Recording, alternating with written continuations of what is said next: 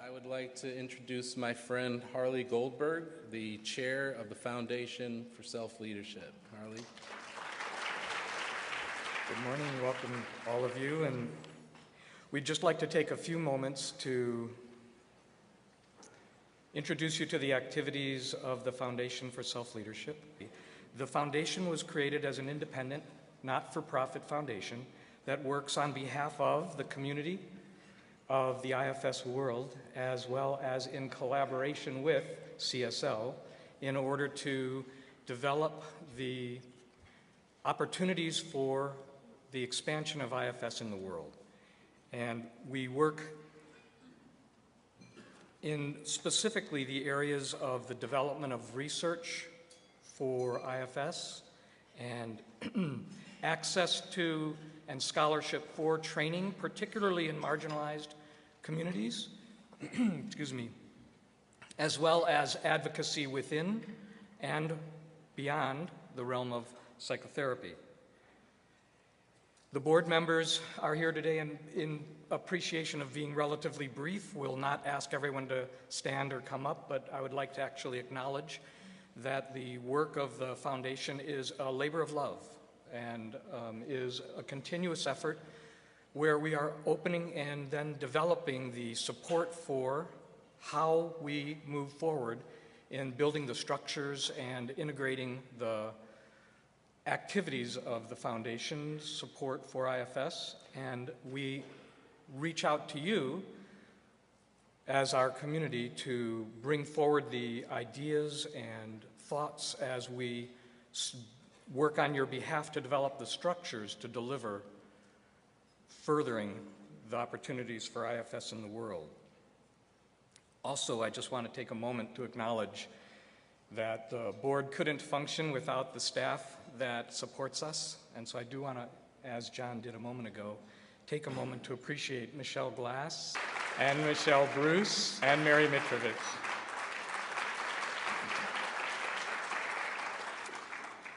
So it's a great and exciting time, and the need is all the greater for the work of focused organizations to help develop the opportunities to bring the self-leadership and the continued growth and development of understanding of the IFS work to the world. So in brief, we'll have members of our board present to you an update of the activities, and first amongst those is our Executive Vice President, Tawfiq Hakim, for Operations and Communications.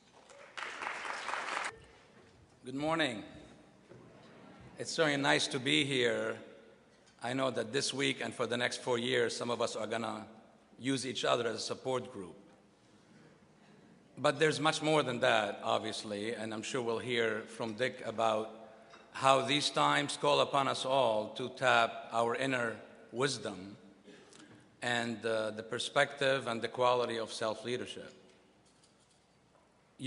Many of you have dedicated your life's work to promoting the model within clinical settings, among executives, in mediation rooms, but there's much more to be done. And the community, CSL, and the foundation plan to work together to stop nothing short of really ensuring that every person, every group, every neighborhood, every school around the world is exposed to self-leadership. Thank you. So I said community because we cannot do this alone. It's this community are the people who are not here with us today, those online, and it's more than just support through dollars. We first want to take a moment and thank you for making the foundation operational for the last 3 years, and we hope to continue at perpetuity. We thank those who have donated through the silent auction last year and the galas before, our anonymous donor who gave us last year a challenge grant that, because of your help, we were able to meet, and he renewed this challenge again this year. So we urge you to support us before the end of December with another $25,000. Some of you are putting us in your wills. We wish you many decades of good health but we thank you. And we urge you to refer us to people who might be interested in supporting the cause. I call it cause without meaning it to be a light reference. This is truly a cause. You know, this is about inner peace, outer peace, dealing with our own conflict and agitation within us and around us. But it's more than dollars. It's really about volunteering. It's about doing the work with us. As you'll see throughout the day, there are different ways that the organization is being active. This is just for your own information. Most of the money is spent actually on research. Ignore the category name, I guess, in transition that disappeared. 44% of your funding has gone to support 2 major research grants, which Frank, in a moment, will talk about. But I want to mention NREP a little bit because, like I said, the work is not done.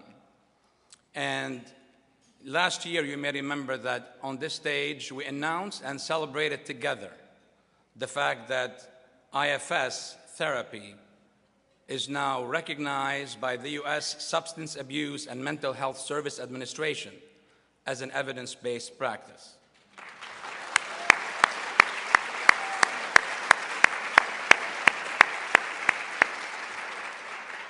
And thanks to your support, the foundation was able to work with CSL and take a judicious risk to apply to this recognition. There was one research paper by our own Nancy Shattuck, who's not with us today, but she sends her best, and our own Nancy Soul and team on rheumatoid arthritis. That was a randomized clinical trial, a proof of concept that showed some significant outcomes. But it was a little risky to go for this recognition based on one paper, but we went for it. There was a little door, and we stuck our foot in there and opened it wide. And as you see, SAMHSA acknowledged 5 outcomes in which IFS is recognized as either promising, the yellow, or even more importantly, effective, the green. And if you look carefully, you could see there's mind, body, and spirit in these 5 outcomes. It's remarkable. Then it's in the very first attempt, IFS was able to garner that recognition along those 3 dimensions of what make us whole. But we're not done. We want the yellow to become green, and we want more green. Because you know from your experience as clinicians, the transformation that happens, the healing that happens, the awareness, and how people's lives change and their interactions with each other change. So to do that, we are keeping our sight on the next round, and we'll be allowed to reapply in about 3.5 years. Sounds like a long time, but we have to think ahead. We funded 2 projects. We want to fund several more. We want more RCTs out there. Now, we have to say that this is an examination of the science. Let the science speak. But we all believe that the possibilities are endless. And as such, we want to encourage you to keep supporting this effort. If you want to be research subjects, let us know. If you want to participate, with your clients as research subjects. If you know researchers who are interested in this kind of studies, please refer them to us. And what this has done, the NREP piece, is gave us access to the academic world, because now we can say we're evidence-based. It's going to give us access to mental health agencies, especially in marginalized communities. We want to be able to build those relations and even support training access for these counselors and professionals. So one little step allows us to make a bigger one, and a bigger one allows us to move forward on our journey. So having said all that, I just want to thank you again for your support. And I want to invite Frank Anderson, former chair of the board and executive director for development and research, to share with you some research news and some very exciting development.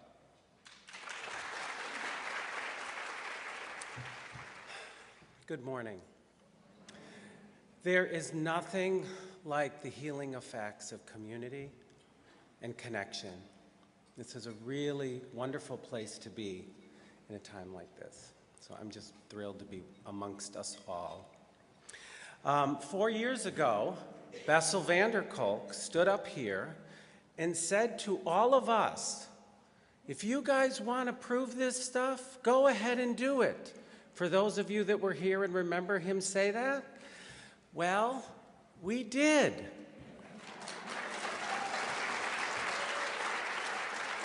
We really did. It was a moment. It was a moment that turned into something much, much bigger that continues to grow. And that was the seed of this study that I'm going to talk about that we all funded as a community. Okay, we have the first study that the foundation funded, and it is the IFS pilot study. I'm going to show you some preliminary results right now. This is not published yet. It will be published hopefully in January. The results are remarkable. This is some of the administrative team that was involved in the study, and there's so many people that did so much work to make this happen. So these are some of the people that were involved from the administrative level. And this is a group of therapists. These are our community, people that kind of rose up and worked and were the therapists in this study, okay? Just very briefly, the average age of the participants was 46, from 18 to 62 years of age. They all had experienced 2 types of trauma, listing the range there. This was really a complex trauma study. All of them also suffered moderate depression, and none of them they were all IFS naive. They had 4 assessments, before, mid, post, and 1-month follow-up, and we ended up, as a pilot study, with 12 subjects, 16 weeks of IFS, hour-long sessions. This is the depression results.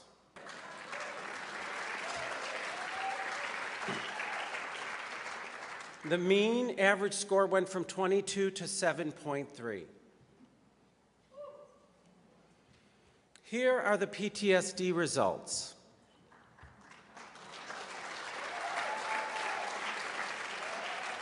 From 72 to 27, 8% of the subjects qualified for diagnosis of PTSD after the study. These are not typical research results, folks. This is way beyond what typically happens in any research study. I just wanted to, Hillary Hodgins, who's our PI, is not here right now because she's on maternity leave, but she was like, Frank, you don't understand this. This is really amazing. So I just want to say we are proving what we all know and experience when we're sitting with our clients. It's really remarkable. So more to come, but I just wanted to kind of share a little bit about what happened with this study, and you'll see this more formally as we move forward. 2 years ago, for those of you that were here, we had this really cool, funky session between Dick and a client when they were hooked up to EEG and physiological sensors. That now has become a study. That is the second study that the foundation has funded, and we're going to be starting within the next month. We are going to be measuring the physiological effects of blending, unblending, and self-energy, as well as the physiological effects in the therapeutic relationship, because both the therapist and the client will be hooked up, and there is not many studies like this to be done at all. Gottman has done some studies on physiological markers with couples, but this is groundbreaking research that we're going to be embarking on, and it's really thrilling. So this kind of work could not be done without your help and support on many, many levels. 2 years ago also, we showed a clip of the Inside Out movie, okay? That was a lot of fun, and that opened a world for us. We were lucky enough to have a pre-screening, and the foundation has been working for the last 1.5 years with Pixar on a campaign which is our global campaign for peace through emotional learning. We have just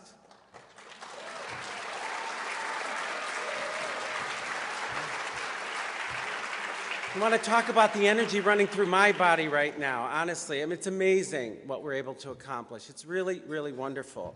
We've just entered a joint venture agreement with Education for Peace on this project, and we're finalizing the legal documents with Pixar to produce PSAs around this to promote self-connection and emotional awareness. Our working title right now is Team Up With Your Emotions. I'd like to invite Mark Milton up to share a little bit more about this, and then we'll finish up and let Dick continue with his talk. So welcome, Mark. So as it was said, this is really about promoting a peace through self-awareness in the world and bringing the understanding of self-awareness and emotional well-being. And the way we're going to be starting with this is working with people, how to inspire people to get to be motivated, to question how they are thinking, how they are behaving, and how they're dealing with their emotions. So we're going to be working with Pixar and other key partners in the sports environment, international organizations, and the whole idea is really to show examples of key athletes who have gone through tough moments, who have had famous misbehaviors, but who are able to reflect on what happened to them inside, with their parts, with their emotions. And so this is the whole idea of this campaign. It's to inspire young people and older to go into self-awareness. So in a nutshell, that it is, and we'll tell you more tonight.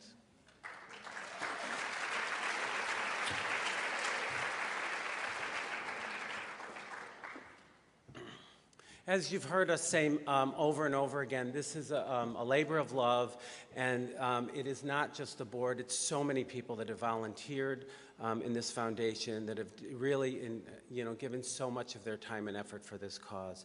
Every year we like to kind of acknowledge and recognize people that have done above and beyond in the previous year. And so this year, the foundation's awards go to Jen Matheson, Pam Krause, and Jill Stanzler-Katz. So this is why we have these wonderful people in our organization. So thank you all for all of your work.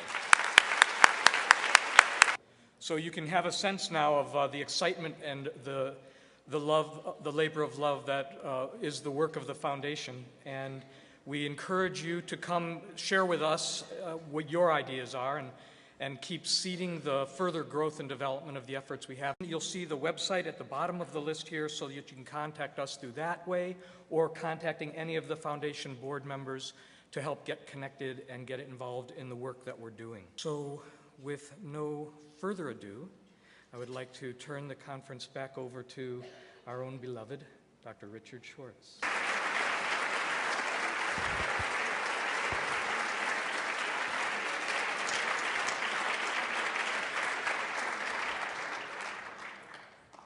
So I was just sitting there thinking, 35 years ago, I think it is now, when I got this vision, I thought, this is amazing, but I'm just a little kid. Parts of me really, the parts that dominated me then felt that way, and it'd be great if some grown-ups came along that could actually bring this to where it's supposed to be, and here they are, the grown-ups.